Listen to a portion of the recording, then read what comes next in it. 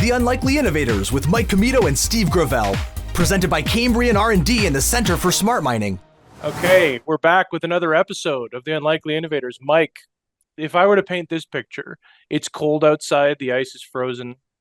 A few stumps stick out of the ice where it was frozen around the stumps. And a few holes have been cut in the ice. And the fish are biting. And in the distance, I see a hydroelectric facility. That's what I think of when I think of Aslan Renewables and Andrew Murray, their founder and CEO. Is that poetic enough for you? Yeah, I was gonna say I thought you were gonna go where am I? And I would have said you could be anywhere in Canada with that description. Very true. Very true. Nice segue. Yeah, no, I mean, I this is why I think they keep me around as the other half of this show. But yes, I think that was a great job. And again, Steve alluded to this. We had Andrew Murray on the show today as a bonus episode for this month. And again, I don't think bonus in the sense that like we were fortunate enough that they reached out and we are happy to have him on, because I think as Steve and I get into, like, I think what his company is doing really kind of speaks to the historians that Steve and I are at heart.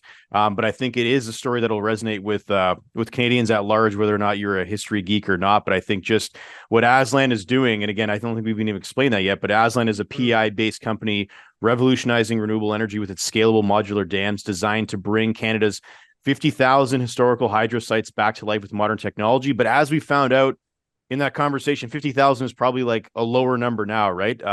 Andrew said that number is probably higher, closer to 60,000. So again, I think it's a great way to tap into a lot of that aging and forgotten infrastructure, and really kind of bring a new stream of renewable energy into the picture that can be harnessed to power the country.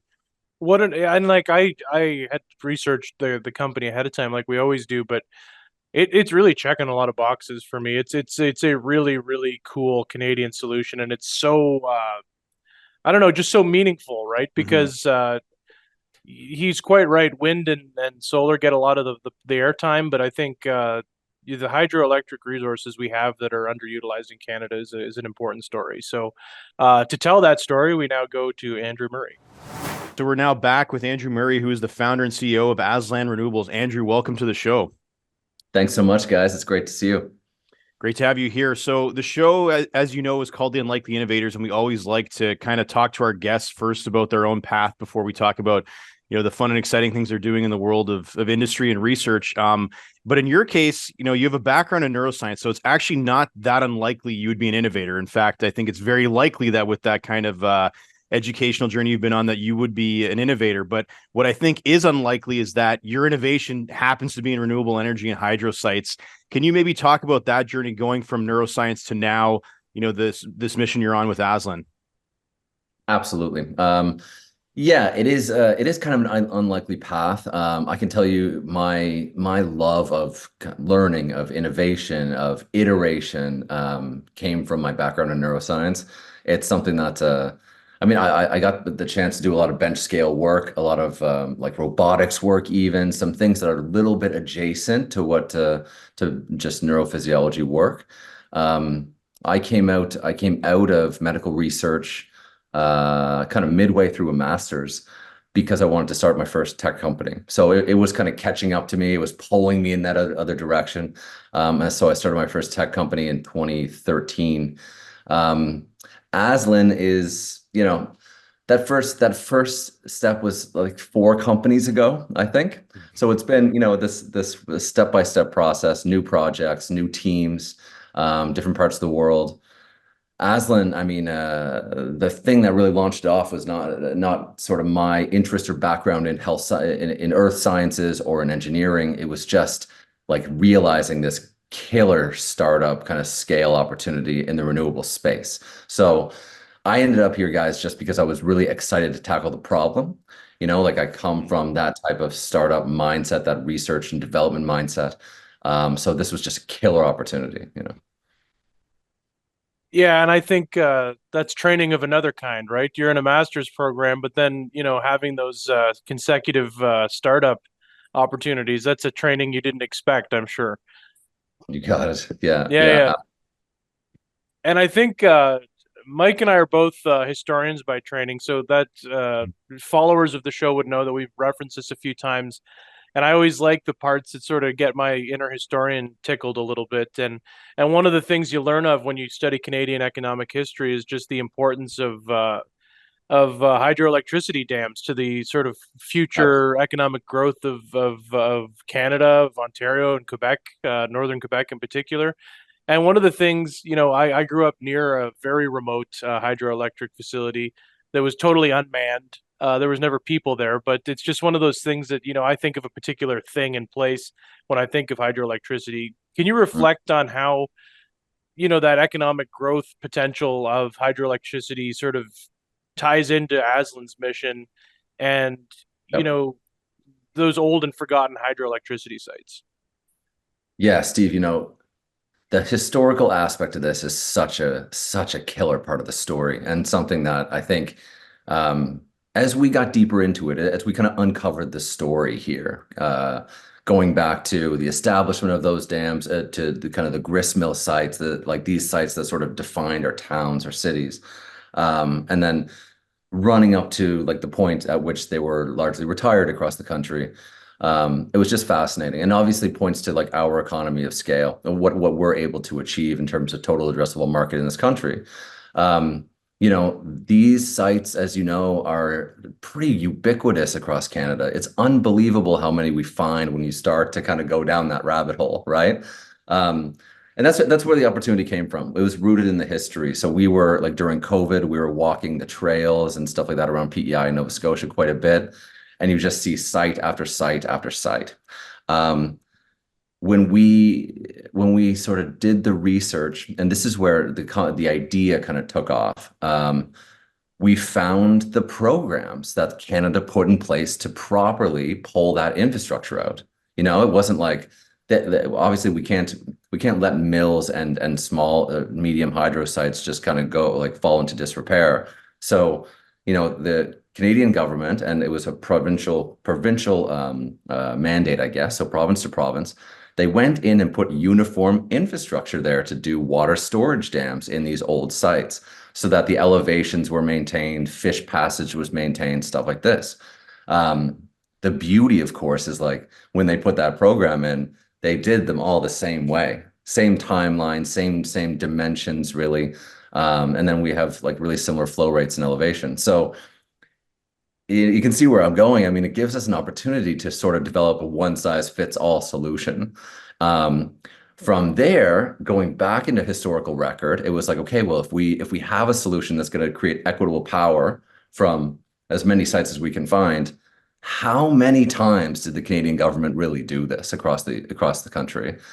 And we're still like, Mike and Steve, we're still working on that final number. Maybe you and your audience can even help us with this, because we're finding more every day, right? It's all part of public record. I think the last interview that I did when we were talking about this, I said there was 50,000 in Canada. It looks like we're north of that now, like somewhere between 57, 59, 60,000.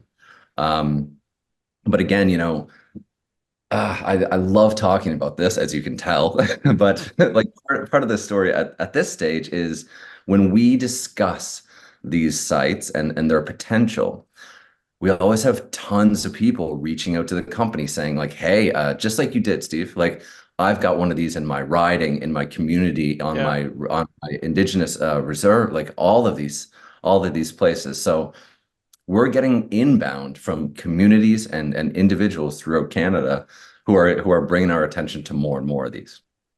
And thank you so much for setting that up so beautifully, because I think, I'm going to wrap a couple questions in this, what I'm going to ask you next. And I told Mike that I would try and contain myself on follow-up questions, but um, Go for it.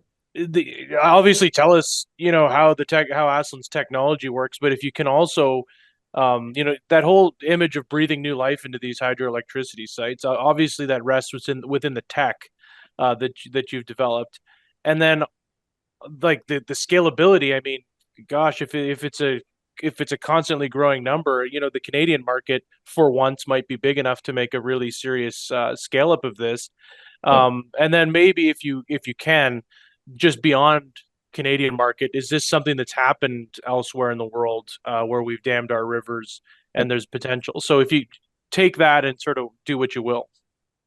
Yeah, no, 100%. Let's see, let's talk about the technology first. This may surprise you.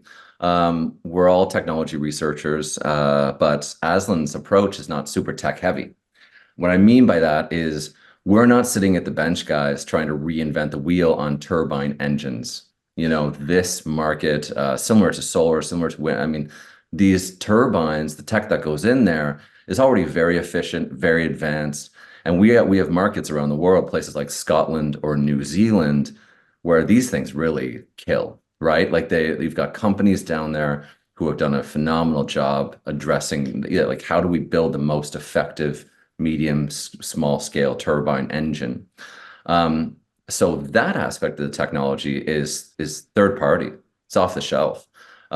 Each one of Aslan's location houses 4 to 6 individual modular turbines. These things are about the size of a beer keg, right? So again, we're looking at something very accessible. But we will ship them in where we've developed some killer kind of proprietary tech, if you will, and more of an innovation is the dam configuration that allows any one of those sites to house those existing turbines. So you can imagine, like, if you were to buy a turbine off the market right now, I mean, you've got the wires popping out of it, blades everywhere. Like, it's not obvious how you go from dam site or pond site to hydro station. What Aslan's done is built kind of a sort of a catch basin, almost a bracketing system that, again, is identical. We can mass produce those. And they allow these types of turbines to click in to any one of those 50,000 sites. So it's about accessibility, and it's about really giving Canadians access to that type of turbine technology. And as a result, like as a grander mission, I would love to see more awareness come into the hydro category, like the hydro renewables category. We know everything up and down about solar, residential solar, sort of industrial solar, same thing with wind. We don't talk about hydro though. Like our understanding, certainly in this market of hydro is Muskrat Falls, these huge installations in, northern Quebec or Ontario, billion-dollar investments. What we'd like to see is, a $50,000 to $60,000 investment per location, repeated, 50,000 times across the country. And you're right, Steve, like obviously once we get that ball rolling and once that you've got some serious adoption and some scalable manufacturing of that approach, it's a monster footprint. The impact on the grid is significant. It's distributed and it's stable. Compared to wind and solar, obviously these are unpredictable, kind of much more spiky solutions. The water, though, in this country, guys, runs 365 days a year, 24 hours a day, all the time. We're looking at, like, even with our winters, you're looking at minimum variability, about 13-15% in flow rate. So as we incrementally grow that footprint, it's really easy for the grids to accept another step and another step and another step, as opposed to putting in, like, I've got nothing against wind, obviously, but a $60 million windmill that's causing it to do this, right? So that just from an engineering standpoint and working with existing infrastructure, it's a super important part of the story. Yeah, go ahead, Mike. No, Here, go. I was going to nerd out some more, but I was just going to ask. Keep going. Yeah. Okay, I won't be long. So, obviously, there's going to be local variability on grid tie-in, and that'll have to be something that's sort of negotiated and managed on a case by case, or at least region by region. What have you found on the sort of appetite among service providers, among the actual grid owners, for this solution? I love the question. And we can have a whole part 2 to this. Yeah. So when we look at grid connection or power purchase agreements that govern them, it's province to province. And what I can say in terms of appetite, in terms of openness, I guess, is each province varies. There are some provinces, Nova Scotia is a great example, who knock this out of the park. They've figured out how to answer a call from someone like me a few years ago. They've figured out, what needs to be sort of what's going to work, what isn't going to work. And so when Aslan rolls up and knocks on that door, they know where to direct us, right? And we can go through the steps between I'm meeting with Minister Mike Hall in Nova Scotia next week, but that government is collaborating with Nova Scotia Power Utility to make this work. Now, the opposite is also true in some provinces. In Prince Edward Island, our home, for example, there was no renewables category for hydro. Didn't exist, right? So the power purchase agreement that went in place to support our work was the first one of its kind, period. But that represents another type of openness, right? So in that case, we brought together the province with the local utility, which is Maritime Electric. We got them to the table. We showed them that we were serious about continuing this on and doing it in PEI, and they invented it. They wrote policy to make, right? That's awesome. Yeah. And so it's not easy. And again, every province is a little bit different. Ontario, also great. We're finding out one at a time. But it's made me proud to be a Canadian, proud to be an Atlantic Canadian. It's really impressive that like I'm not an engineer. I'm not a super well-known entrepreneur either.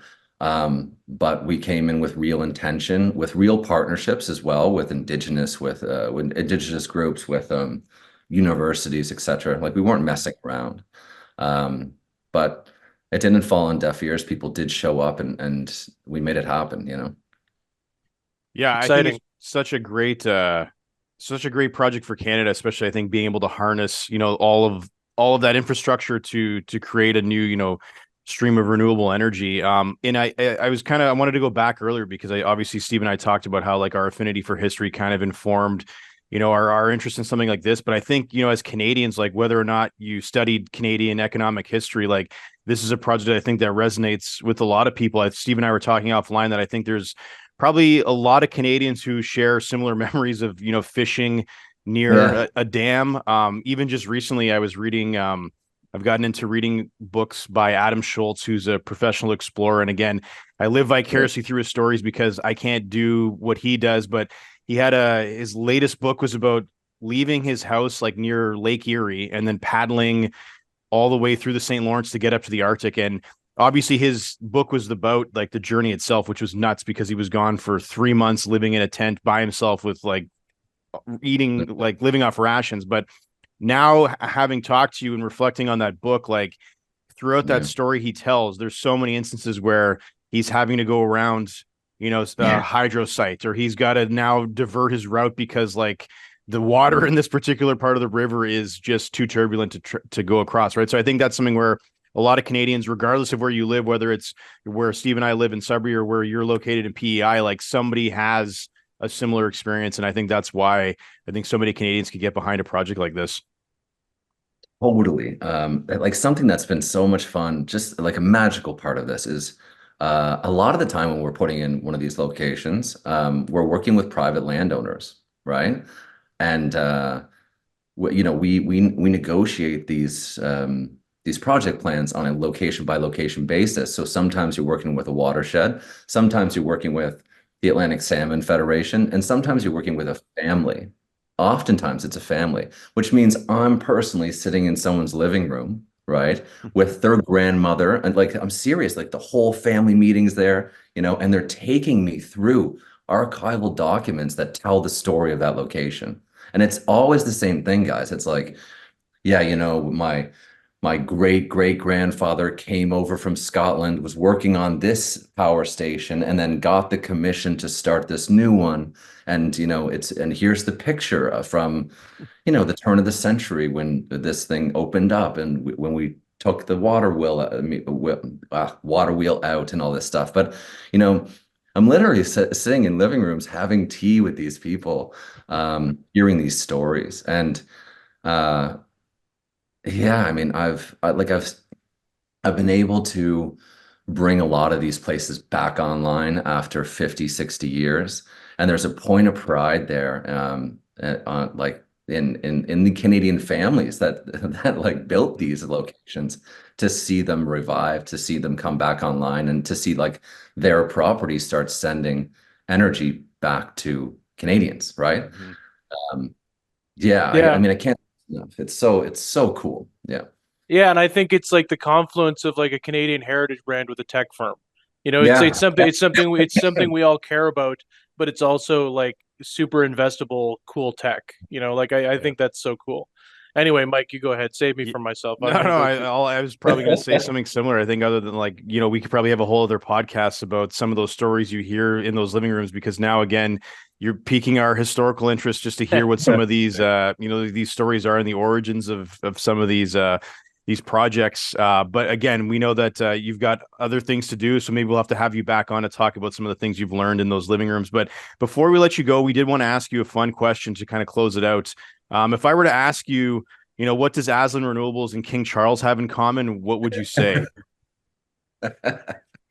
Uh, that's a great question. I mean, more than you'd think. Um, actually, Mike, I'll go back to you asked me about international applicability, how this thing Mhm. travels.